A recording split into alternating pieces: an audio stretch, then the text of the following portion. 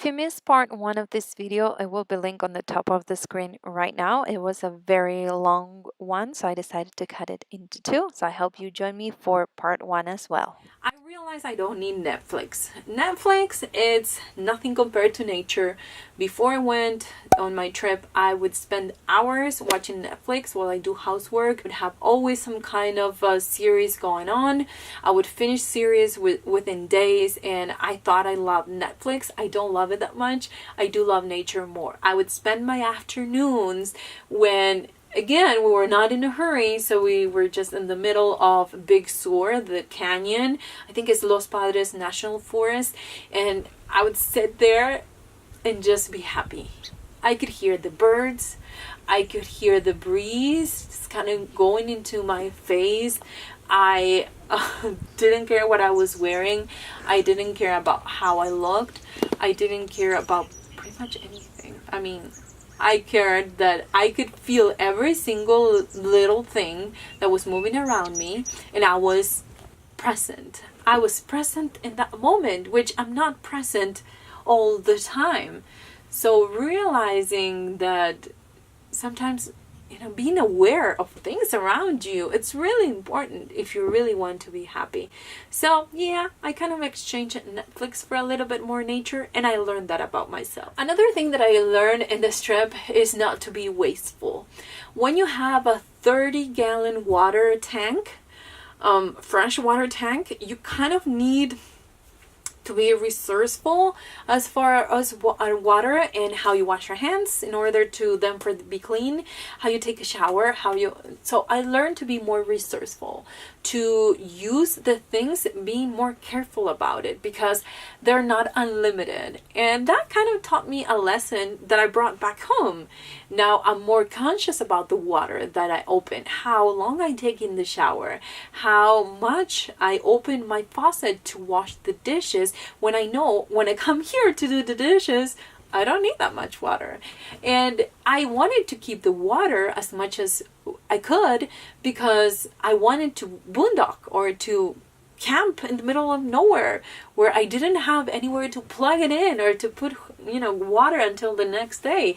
I wanted to be independent. I wanted to be off the grid, and in order to do that, you have to be really careful with your water and how you use it, in order to spend more time maybe in the middle of nowhere and not having to go into the city and fill in your tank and empty the other ones and all that stuff. That it will take time out of the amazing time that we were having while we were at the canyon or while we were at the beach. Another thing that I really enjoyed during this trip was to cook outside. I took a lot of things, and I will share those videos with you, or at least some of them. I did a lot of freezer meals, and I put them in my freezer up here. It's pretty big, so I took fried chicken, like the Kentucky fried chicken style, that kind of chicken. I took taquitos. I took the other one of them that is baked, the baked taquitos. The other one is just a regular taquitos with beef. I took a soup, a huge soup. I took some we're not vegans, even though I do eat just a little bit of meat over the weekend. My kids eat meat, so of course I had to take, and I fell in my freezer and I didn't have to cook that much, but I still had to heat up stuff. I had to defrost it and stuff like that. So for that, I was doing more outside. Or if in the morning I wanted to do bacon and eggs and biscuits, and then of course I needed to turn on the oven, put the biscuits on, and then do a little bit of eggs and bacon in order to, for the breakfast for the day. So it was really nice. I really did enjoy it.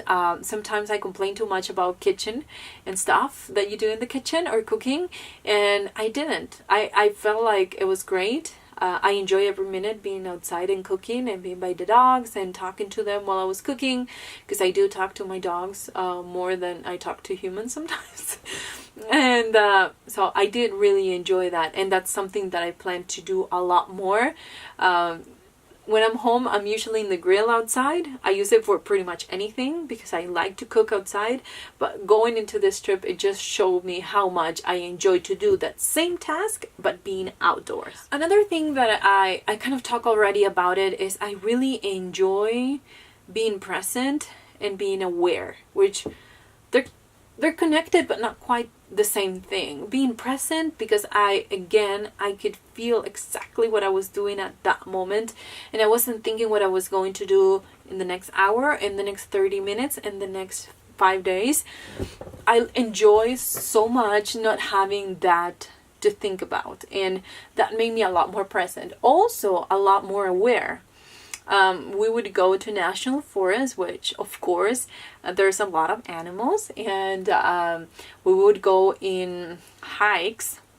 We take the dogs with us and everything because, you know, they have better ears and better eyes than we do, and they're more aware of other animals around us. So we will take them, and we would go with my kids on walks, and being aware of, you know, if you see some kind of poop that looks kind of fresh by you, then kind of move to the other area or go back closer to camp.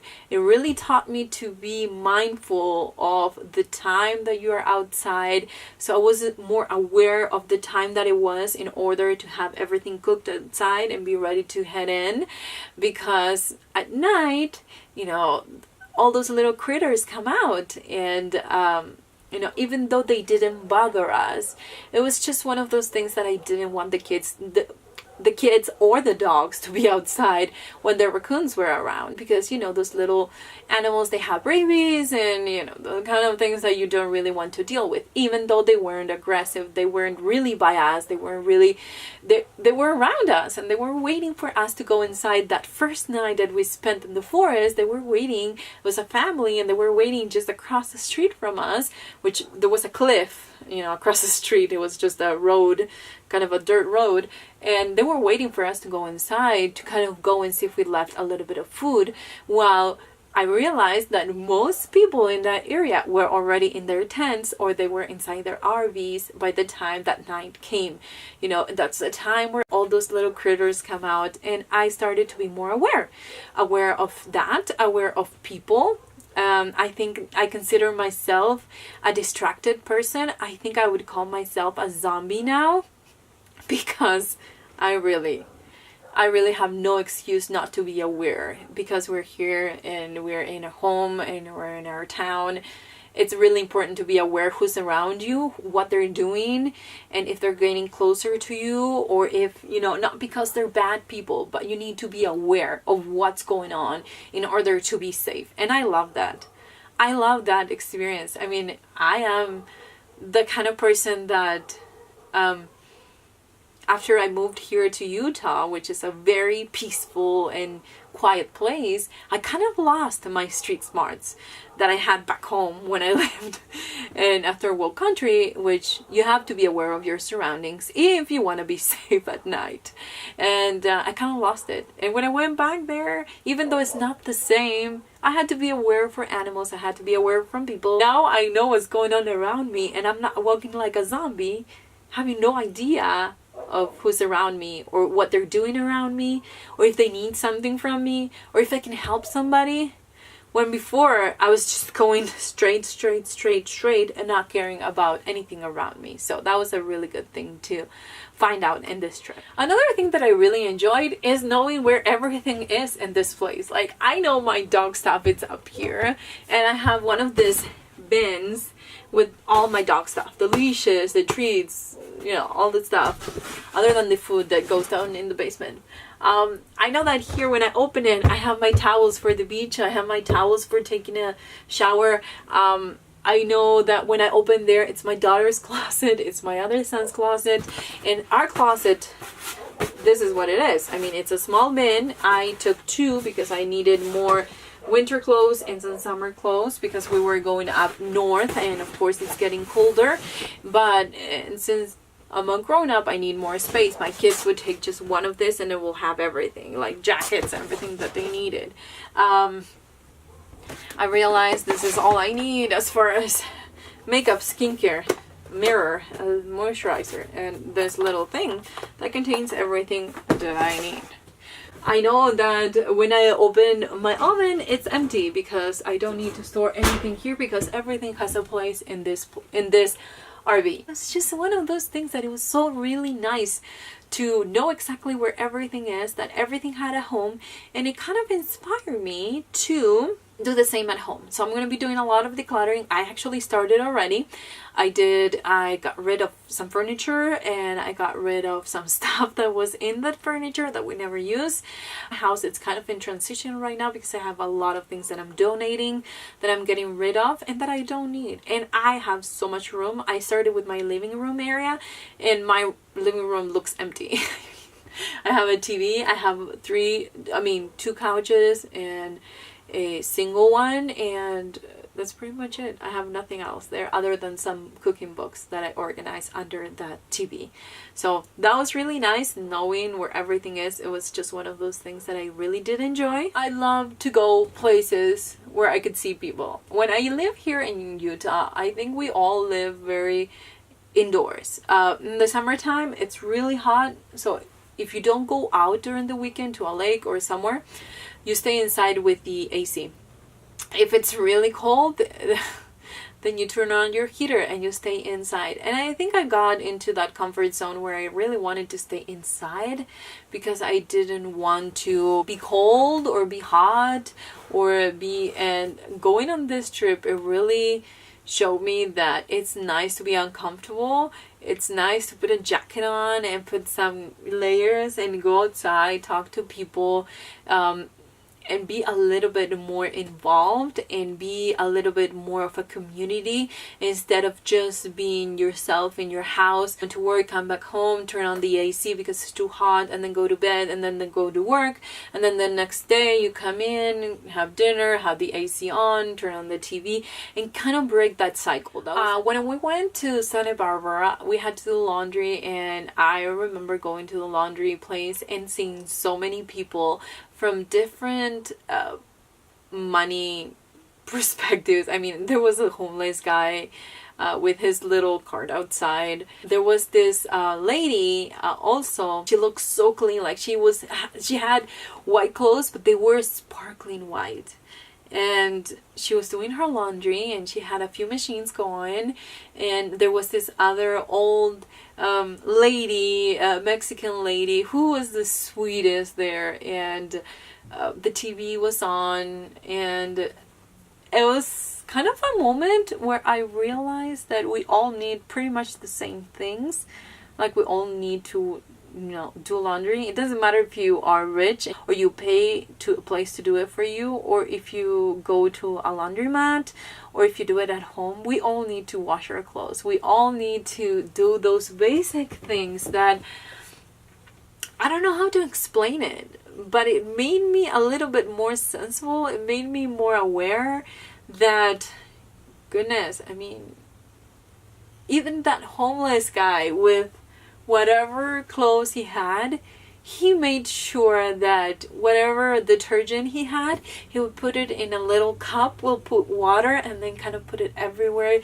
He was combing his hair. He was watching TV in Spanish, even though I'm sure he didn't speak Spanish.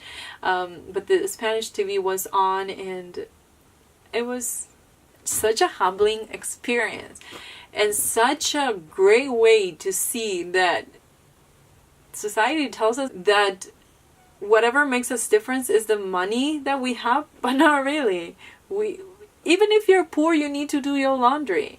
Even if you don't like to be clean, every once in a while you're going to wash your clothes. And goodness, I mean, isn't it the silliest thing to realize during a laundry day? But it was so humbling, and it was so sweet. It was so, I don't know how to explain it. You're probably watching this video and you're like, okay, we all get it. We have to wash our laundry. But looking into people's eyes and looking into people's lives and realizing that we all have different stories, and that maybe that homeless guy had to go through something really hard that put him into that situation, but he's still making the best out of it.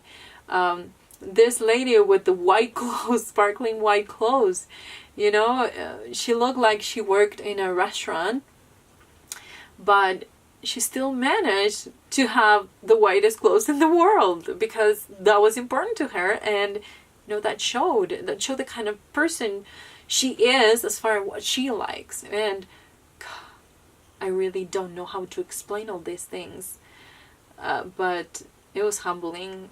It was amazing. We're all the same. Why do we believe that depending on the money that we have, it makes us better than other people that don't have that money? What? Who told me that? I mean, who lied to me that way? And why would I ever believe that? We're all people. We should love each other instead of thinking, oh no, this one has less, so I'm not. Goodness, this was just one of the greatest things. Another thing that I accomplished in this trip was the not being afraid. We drove up the canyon. If you've been watching the news, you know that the freeway that takes you, the Pacific Coast Highway, it's closed. When you get to Big Sur, it's closed north and it's closed south. So that means you have to go up to a canyon, really, really scary, tall, and drops and small roads, dirt roads. Something that I wouldn't feel safe driving in a car, we did it in this 23 feet RV. And let me tell you, when we went there, it was nighttime. So it was even worse because it wasn't like, okay, you know, it's daytime, whatever. I'm just going to be scared of the views and the water and the sun and, you know, we're going to be close to the sky and it's going to be... No, it was night. The only light that we could see was our headlights. And since that is the only way in and out of Big Sur, there was traffic. People coming down the canyon and we having to stop at the edge to let people come, or them having to stop by the edge to let us go by. And it was scary. It was scary. I broke my nails. My nails are a mess just by grabbing into the seatbelt. My kids realized about it when we were about 5 miles away from Big Sur. Well, actually it was Big Sur, but you know, the area, the beach area, whatever, the ocean area. But it was 20 miles and it took us an hour and a half to drive through that canyon. It was scary. Scary as heck. And then when I came back, we had to go out. And I told my husband, if we have to, you know, I didn't know about the closure going north. I thought it was only, you know, coming from south. So I told my husband, you know, it's a good thing we're going to San Francisco because now we just can grab the Pacific Coast Highway. And then when we get there, the lady tells me, no. It's closed and it's going to open October 15. So unless you want to stay here until October 15, you're going to have to go up the canyon again. And that was scary. I didn't tell my kids that night because I didn't want them to be scared, because the last 5 miles, I mean, they were aware and they were kind of scared looking at everything dark and some deers running in front of us and animals just, you know, everywhere and the cliffs and everything. So I didn't tell my kids. And the next day we just went back into the canyon. The next day wasn't scary at all. And I am the kind of person that is afraid of heights. So during the day, I thought it was going to be harder, but it wasn't. I felt so empowered to go up and down that canyon that I really cannot change that experience. It was scary, but I did overcome my fear of that. But it's just one of those things that it's not going to stop me like it did before, when the roads are okay to drive through. Now lastly, or the last thing that I've learned, and it kind of goes with what I was talking about, the laundromat in Santa Barbara, but I just have to say it. It's appreciating people in a different level. I thought that people that lived in their cars or they live in their vans, I thought that they were homeless people that had nothing to do with their lives because they didn't have a job or they didn't want to work or they didn't want to. And oh my goodness, was I wrong? Totally wrong. I can tell you that I met people that are happier living in a van than most people with the best house in the neighborhood and the best cars and the best things that you can touch in life. These people were happy. We're happy, but they don't even have to tell you how happy they are. You could look at their faces and you could tell that, you know, whatever you asked them about the area, they knew about it. You know, whatever thing you want to know from, they just knew, because they're more about experiencing things than having actual things. So this trip tour just made me see how we all are happy in different areas of our life, or we all find happiness in different areas. And that is perfectly fine, because a van life or a car life or an RV life, it's not going to be for everyone. But looking at people, or looking at, I don't know, these persons that before I thought that they were just living there because they had no choice, and now knowing that they have a choice and they choose to be happy, they choose to do what makes them happy, it just made me respect so much more people that, you know, kind of take the other way. They don't want to fit into that mold. It's too small. So they step out of it. And they're called liberals. They're called losers. They're called, I don't know, homeless. However you want to call them. And when you get to know them, or when you talk to them, or when you see their faces, you see happiness. How can you see happiness if you're forced to live in a situation that you don't like? I mean, how? And what it means to me to realize all these things. I mean, this is the kind of video that I will be doing in addition with project panning and Pan That Palette and minimizing and decluttering. This is the kind of life that I want to live, the minimalist life. The things that things don't make me happy. I just realized that. And why would I keep buying stuff that it really doesn't make me happy? I need to be more aware of those things if I want to be happy.